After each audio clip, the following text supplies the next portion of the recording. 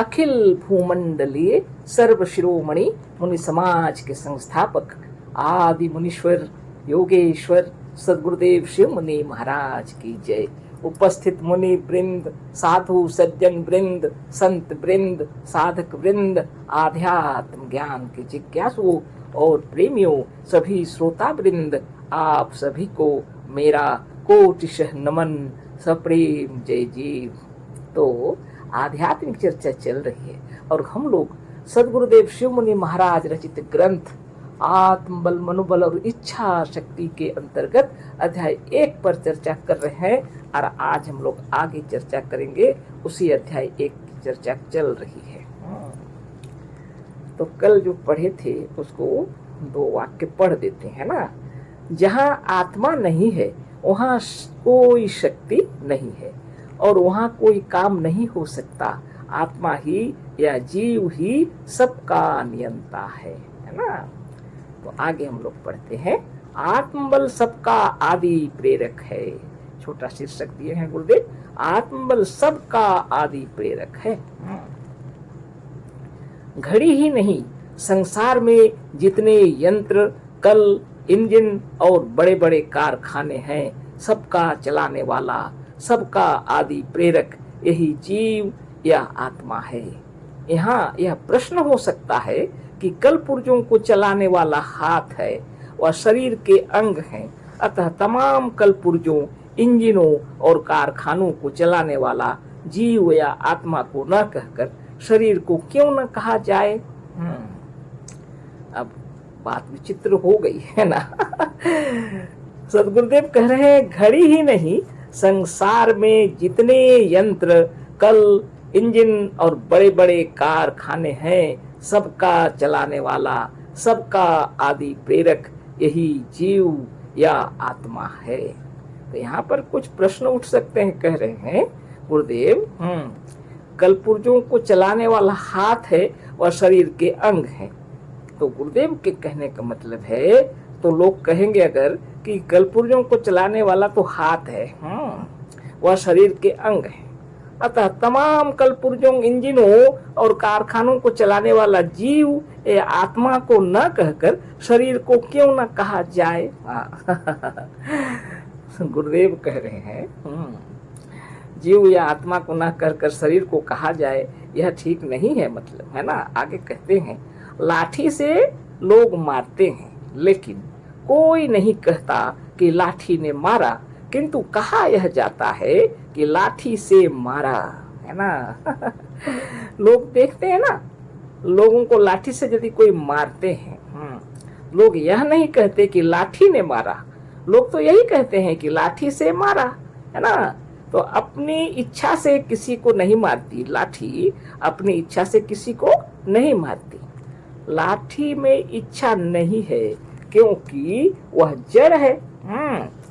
उदाहरण दे रहे हैं गुरुदेव, जिस प्रकार यदि कोई लाठी से किसी को मारते हैं तो कोई यह नहीं कहता कि लाठी ने मारा, लोग यही कहते हैं कि लाठी से मारा, क्योंकि लाठी की अपनी इच्छा नहीं हो सकती, नहीं है, लाठी मारने की इच्छा ही नहीं है। लाठी अपनी इच्छा से किसी को नहीं मारती, लाठी में इच्छा नहीं है क्योंकि वह जड़ है, निष्प्राण है, इसमें प्राण नहीं है, उसमें इच्छा भी नहीं है ना। जड़ किसी क्रिया व कर्म का कर्ता नहीं हो सकता। बहुत बड़ी बात है। जड़ किसी क्रिया व कर्म का कर्ता नहीं हो सकता। यही कारण है कि मारती है लाठी पर दंड पाता है मनुष्य। सदगुरुदेव शिव मुनि महाराज की जय। कितनी बारीकी से, कितनी गंभीर विषय को कितनी सहज तरीके से समझा रहे हैं सदगुरुदेव कि हमारे शरीर के अंग जो हैं, इससे कार्य हो रहा है निश्चित रूप से, लेकिन इनका प्रेरणा, इनको प्रेरणा देने वाली, इनको चलाने वाली शक्ति आत्मा ही है ना। लोग यदि कहें कि हाथ और कलपुर्जे जो चलाने वाले तो हाथ और शरीर के अंग है ना, लेकिन ऐसा नहीं है। गुरुदेव कह रहे हैं, लाठी का उदाहरण दिए है ना। लाठी ने मारा कोई नहीं कहता, लाठी से मारा, मतलब लाठी के अंदर कोई भी ऐसी शक्ति और इच्छा नहीं है कि वो उठकर किसी को मारे। गुरुदेव कह रहे हैं, जड़ किसी क्रिया व कर्म का कर्ता नहीं हो सकता। यही कारण है कि मारती है लाठी पर दंड पाता है मनुष्य। लाठी की तरह शरीर के अंग भी स्वयं कुछ नहीं कर सकते यदि उन्हें इच्छा शक्ति, मनोबल या आत्मबल न चलावे। उदाहरण देते हुए बता रहे हैं गुरुदेव कि लाठी की तरह ही शरीर के तमाम अंग और कल पुर्जे भी जो है माने बिना आत्मबल के, बिना मनोबल के चलाए वो नहीं चलते। बिना इच्छा शक्ति, बिना मनोबल या बिना आत्मबल के चलाए वो नहीं चलते हैं। सोच लीजिए, आपका शरीर, हमारा शरीर, किसी का शरीर अगर कोई तकलीफ में बीमार पड़ गया, अचल हो रहा है शरीर, तब क्या करना पड़ेगा? ध्यान, है ना, ध्यान करना पड़ेगा ताकि वहां तक हमारा ध्यान पहुंचे और फिर शरीर संचालित होने लग जाएगा, है ना। शरीर के अंदर में मनोबल, इच्छा शक्ति, आत्मबल लगाना पड़ेगा, है ना। बहुत बड़ी बात है। तो गुरुदेव की वाणी को फिर से पढ़ते हैं। लाठी की तरह शरीर के अंग भी स्वयं कुछ नहीं कर सकते यदि उन्हें इच्छा शक्ति, मनोबल या आत्मबल ना चलावे। तो चलाना तो पड़ेगा आपको, है ना। इच्छा तो आपके अंदर में उत्पन्न करनी पड़ेगी, है ना। जिस अंग में तकलीफ है उधर मन को चलायमान करना पड़ेगा, है ना। यदि बिना जीव के शरीर के अंग चल सकते तो मुर्दों के हाथ पैर भी चलते होते। तमाम कलपुर्जों, इंजनों, मोटरों और कारखानों का चलाने वाला हाथ व शरीर के दूसरे अंग हैं, पर हाथ और शरीर के तमाम अंगों का आदि प्रेरक और चालक आत्मबल ही है ना। सदगुरुदेव शिवमुनि महाराज की जय। सारे भ्रम को दूर कर दिए गुरुदेव कि हाथ पैर जो चल रहे हैं इससे कारखाना चलाया जा रहा है, ऐसी बात नहीं है। हाथों को चलाने की शक्ति तो आत्मा के अंदर है। आत्मबल, इच्छा शक्ति, मनोबल सब एक ही चीज है।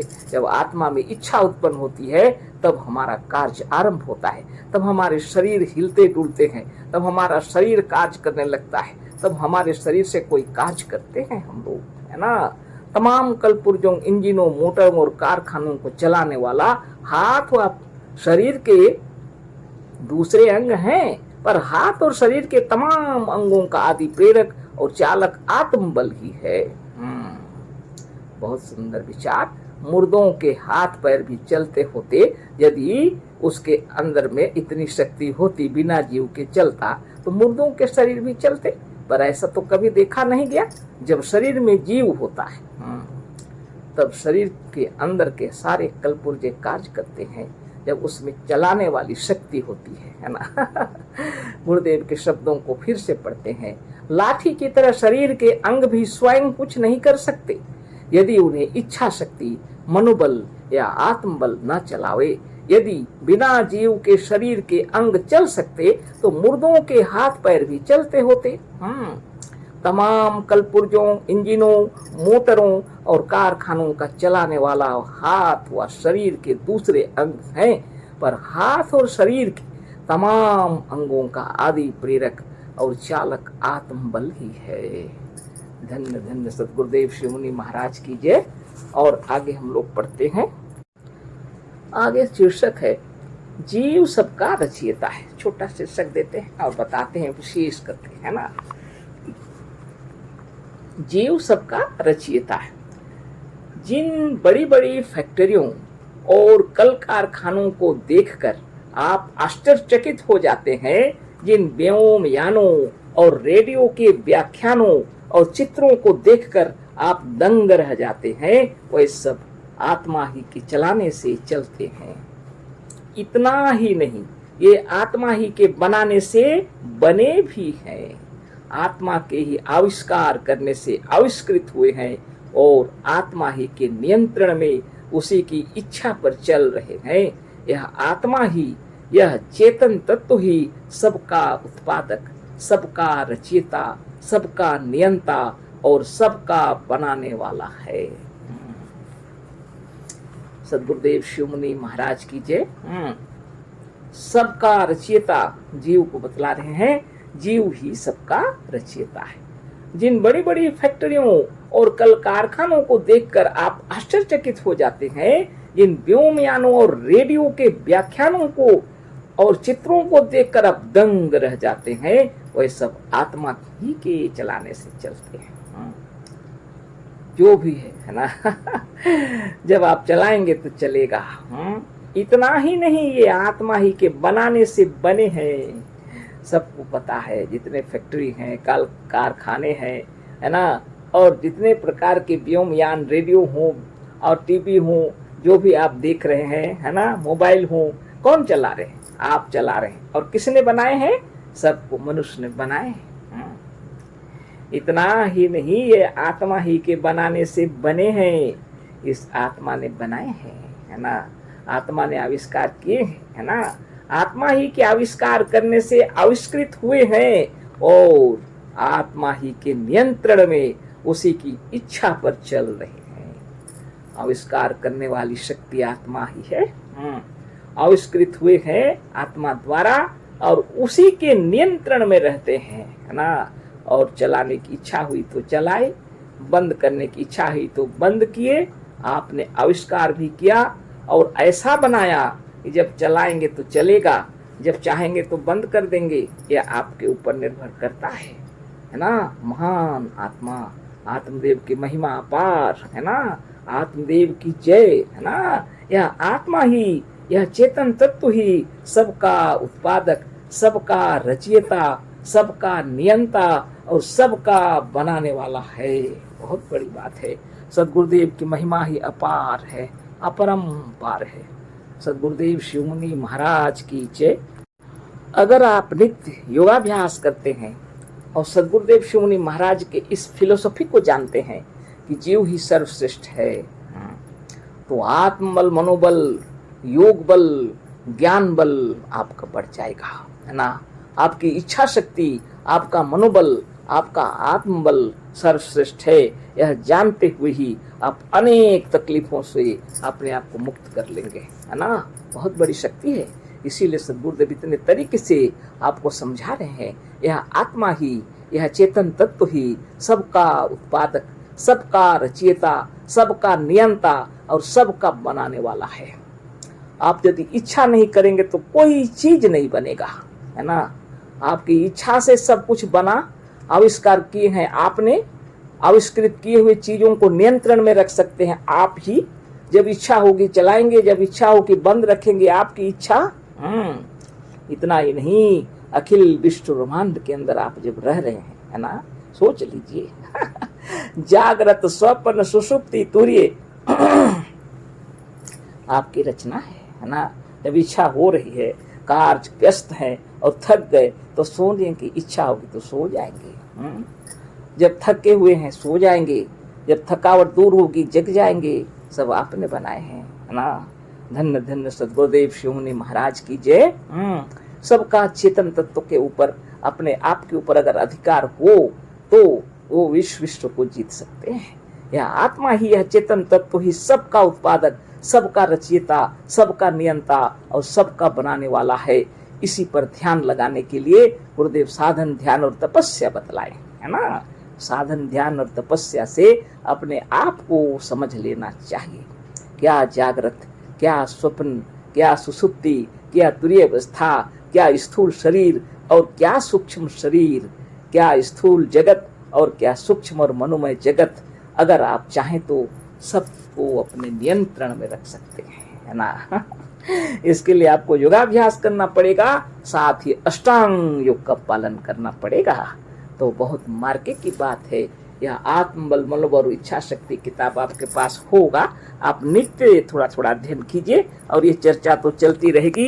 जितनी गहन अध्ययन करेंगे, जितना गहन विचार इसके अंदर दिया हुआ है, योगाभ्यास जितना करेंगे आपके हृदयंगम होता जाएगा। आपके अंदर में ये सारी बातें, है ना, तत्व से बात अगर समझ में आ जाए तो आप अपने आप में आनंद विभोर हो जाएंगे।